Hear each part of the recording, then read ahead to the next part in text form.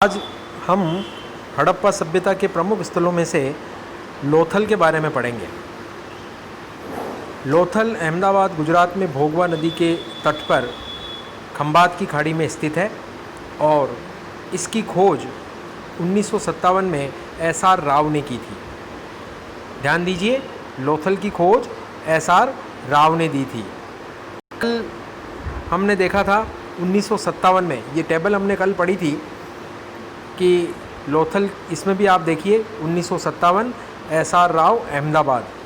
गुजरात में अहमदाबाद में दो स्थान हैं अहमदाबाद ज़िले में, एक तो लोथल जिसको 1957 में एस.आर. राव ने खोजा, दूसरा रंगपुर। रंगपुर जो है वो माधव स्वरूप वत्स ने 1933 में उसका उत्खनन करवाया था, वो भी अहमदाबाद ज़िले में है। तो एस.आर. राव ने 1957 में खंबात की खाड़ी में स्थित है, भोगवा नदी के तट पर। ये हड़प्पा सभ्यता का एक प्रमुख बंदरगाह था। यहाँ से पश्चिमी एशिया से व्यापार होता था। लोथल में गढ़ और नगर दोनों एक ही रक्षा प्राचीर से घिरे हुए मिले हैं।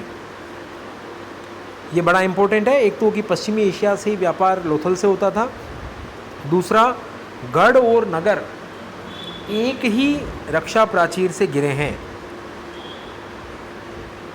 दूसरे हड़प्पाई नगरों में हम देखते हैं कि पूर्वी टीला तो नगर टीला होता था जिसकी रक्षा प्राचीर अलग होती थी, पश्चिमी टीला दुर्ग टीला होता था जिसकी रक्षा प्राचीर अलग होती थी। लेकिन लोथल में नगर और गढ़ दोनों के बीच में कोई अलग अलग रक्षा प्राचीरें नहीं हैं, दोनों एक ही रक्षा प्राचीर से घिरे हैं। लोथल के पूर्वी भाग में एक हमें डॉकयार्ड या गोदीबाड़ा मिला है, जहाज आने के लिए एक नहरनुमा गोदीबाड़ा, क्योंकि लोथल का जो अन्न भंडार गृह था वो समुद्र से थोड़ा दूर था, तो वहाँ तक जहाज़ों को पहुँचाने के लिए, समुद्र के पानी को लाने के लिए एक गोदीबाड़ा बनाया गया, कृत्रिम डॉकयार्ड जिसको इंग्लिश में कहते हैं। 214 बाई 36 मीटर का और जिसकी गहराई 3.30 मीटर है, ये डॉकयार्ड बनाया गया। 214 मीटर लंबा, 36 मीटर चौड़ा और 3.3 मीटर गहरा। ये पक्की ईंटों का बना गोदीबाड़ा था, जो कि सबसे विशाल हड़प्पा संरचना है। लोथल से हमें फारस की मोहर मिली है और पक्के रंग में रंगे हुए पात्र मिले हैं, जिससे ये जानकारी मिलती है कि लोथल पश्चिमी एशिया से सामुद्रिक व्यापार का एक प्रमुख केंद्र था। लोथल से मिलने वाली चीज़ों में हम और देखें तो एक तो हमें चावल का प्रथम साक्ष्य लोथल से ही प्राप्त हुआ है। इसके अलावा हाथी दांत की स्केल भी हमें लोथल से मिली है, फारस की मोहर मिली है, चालाक लोमड़ का चित्रण हमें एक बर्तन पर मिला है। एक पात्र पे हमें चालाक लोमड़, जो कहानी है हमारे पंचतंत्र की पुरानी कहानियों में भी आती है, तो चालाक लोमड़ का चित्रण हमें लोथल के एक मृद भांड पर मिला है। प्यासा कौवा, उसका भी चित्रण हमें एक मृद भांड पर मिला है। प्यासे कौवे की कहानी आप लोगों ने सुनी होगी, तो उस कौवे की, प्यासे कौवे का चित्रण हमें लोथल के अंदर एक मृद भांड पर मिला है। खोपड़ी की शल्य चिकित्सा के प्रमाण भी हमें मिले हैं। हाथी दांत की स्केल हमें मिली है लोथल से। हमने कल जो कहा था हड़प्पा और मोहनजोदड़ो के बारे में, कल हमने पढ़ा था। मोहनजोदड़ो में कल हमने पढ़ा था कि सीप की स्केल मिली है, लेकिन लोथल से हाथी दांत की स्केल हमें प्राप्त हुई है। लोथल से हमें गोदीबाड़ा मिला है, जैसा बता चुके हैं हम। 214 बाई 36 बाई 3.3 मीटर लंबाई, चौड़ाई और गहराई। चावल का साक्ष्य, प्रथम साक्ष्य लोथल से मिला है। बाजरे का साक्ष्य भी मिला है। फारस की मोहर मिली है। 3 युगल समाधियाँ मिली है। घोड़े की लघु मृण मूर्ति मिली है। ये ध्यान दीजिए, घोड़े के दांत के अवशेष तो हमें मोहनजोदड़ो से मिले हैं, लेकिन घोड़े की लघु मृण मूर्ति जो है वो हमें लोथल से मिली है। इसके अलावा मिट्टी की मम्मी का मॉडल, नावों के 5 मॉडल भी हमें लोथल से मिले हैं। लोथल में हमें वृत्ताकार चक्की के 2 पार्ट भी मिले हैं। वृत्ताकार चक्की के 2 पार्ट मिले हैं। लोथल में समुद्री देवी को सिकोतरी माता के नाम से जाना जाता था। लोथल से हमें अग्निकुंड के साक्ष्य भी मिले हैं। तो लोथल एक प्रकार से लघु हड़प्पा या लघु मोहनजोदड़ो भी कहलाता है। कुत्ते की ताम्र प्रतिमा भी, ताम्र मूर्ति भी हमें लोथल से मिली है। लोथल से जो शवाधान होते थे वो पूर्व पश्चिम दिशा में होते थे, जबकि रोपड़ में जो शवाधान होते थे वो पश्चिम पूर्व दिशा में होते थे।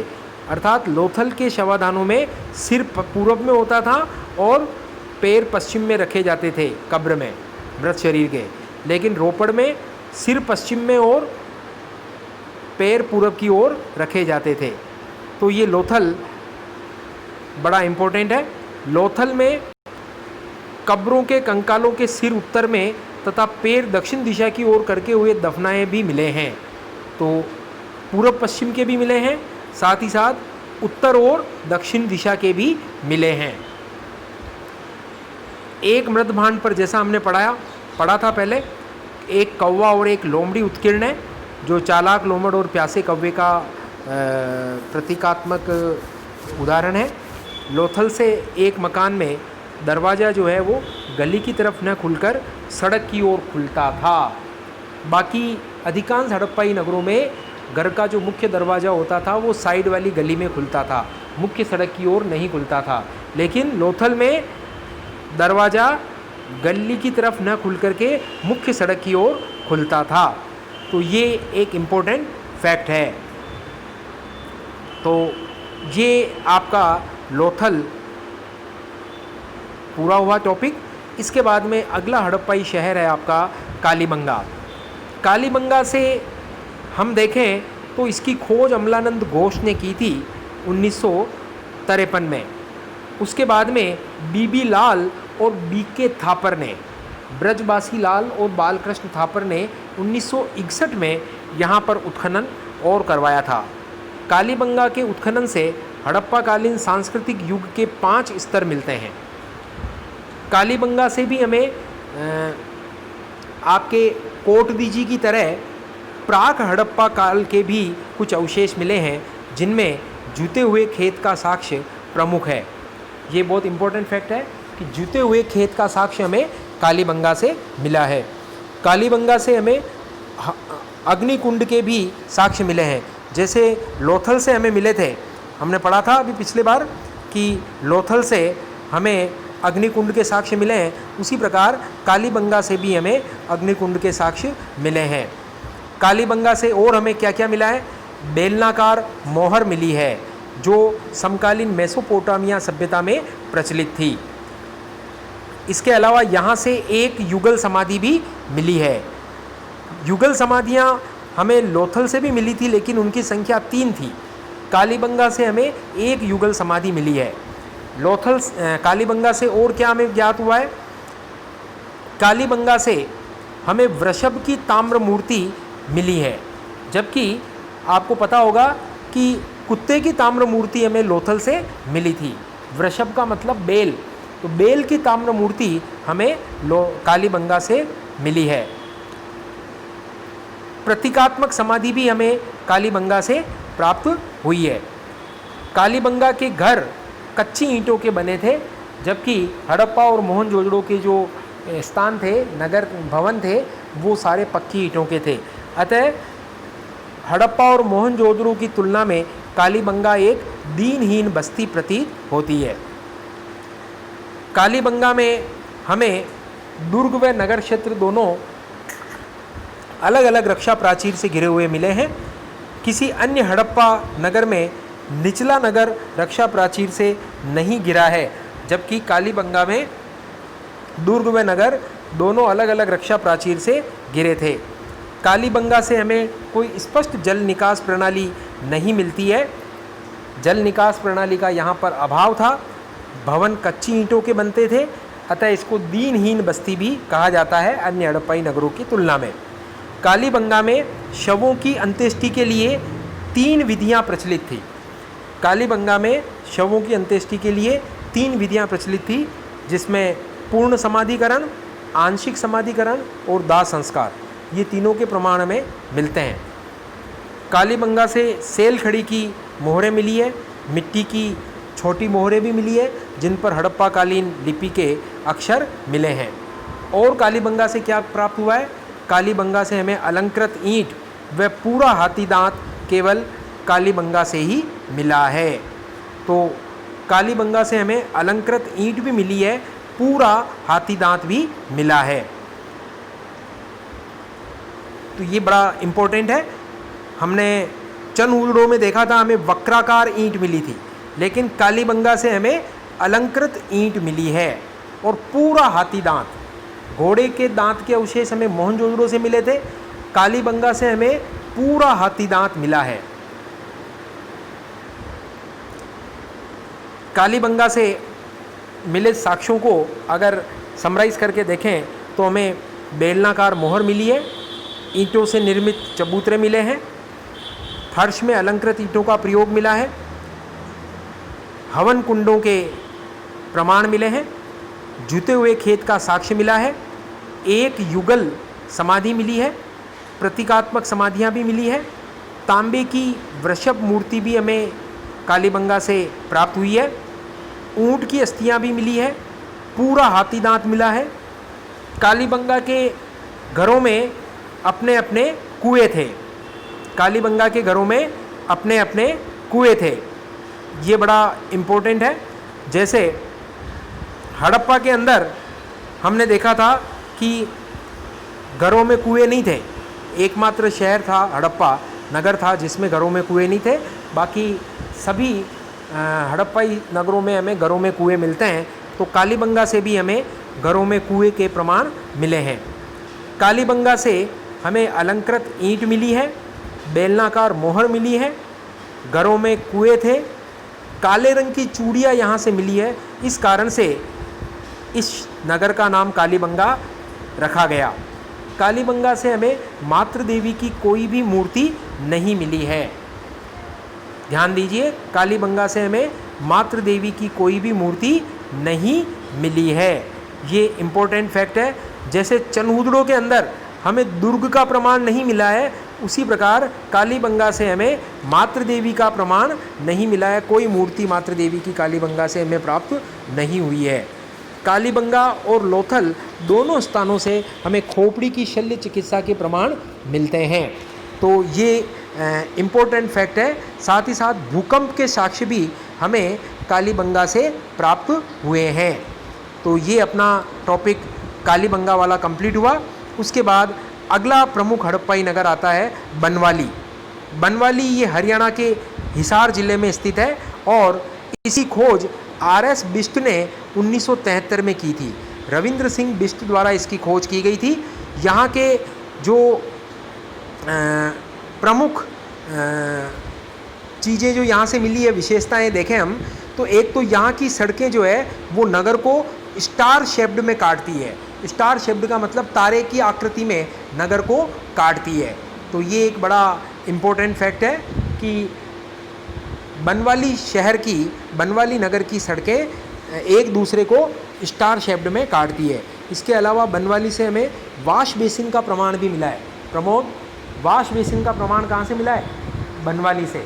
ये हड़प्पा कालीन नगर हरियाणा के हिसार जिले में 1973 में खोजा गया रविंद्र सिंह बिष्ट के द्वारा। यहाँ की सड़कें क्या है, एक दूसरे को स्टार शेप्ड में काटती है। यहाँ से वाश बेसिन का प्रमाण मिला है। इसके अलावा कालीबंगा जैसे दीनहीन लोगों की बस्ती थी, लेकिन बनवाली जो थी वो समृद्ध लोगों का नगर था। एक समृद्ध नगर में इसकी गिनती होती थी बनवाली की।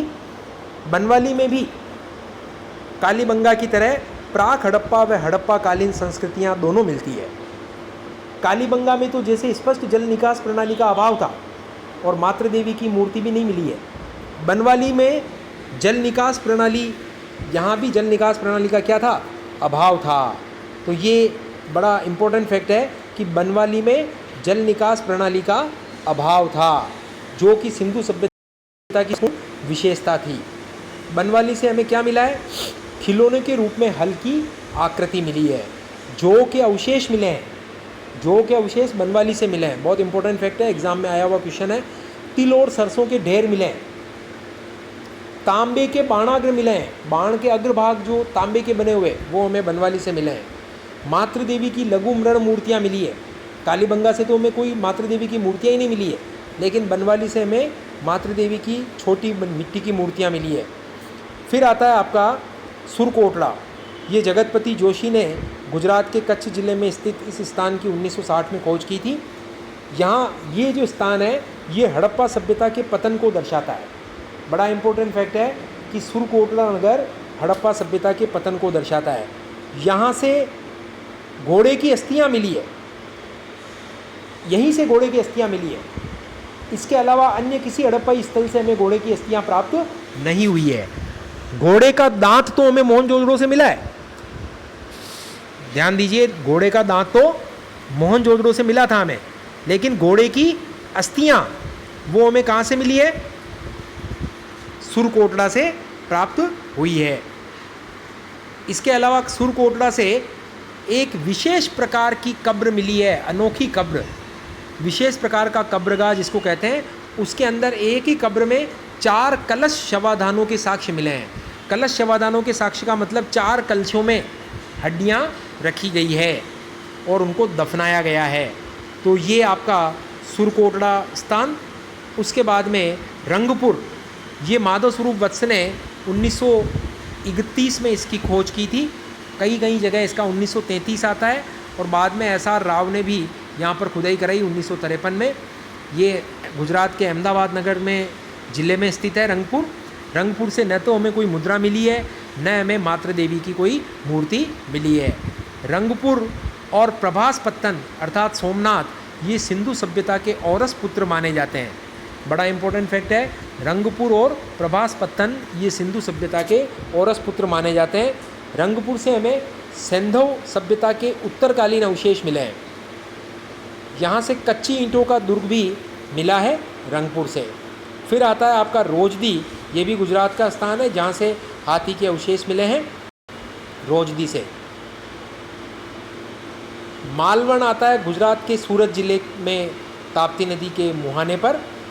अलचिन तथा जोशी ने 1967 में इसका पता लगाया और 70 में इसका उत्खनन हुआ।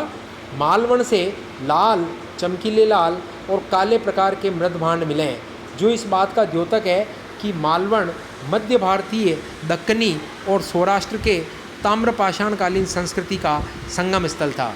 यहाँ पर दक्कनी संस्कृति भी के तत्व भी मिलते हैं और सौराष्ट्र की ताम्रपाषाण संस्कृति के प्रमाण भी मिलते हैं। तो सौराष्ट्र और दक्षिण भारत की दोनों संस्कृतियों का ये संगम स्थल था, सौराष्ट्र की ताम्रपाषाणकालीन संस्कृति का और मध्य भारत की दक्कनी संस्कृति का।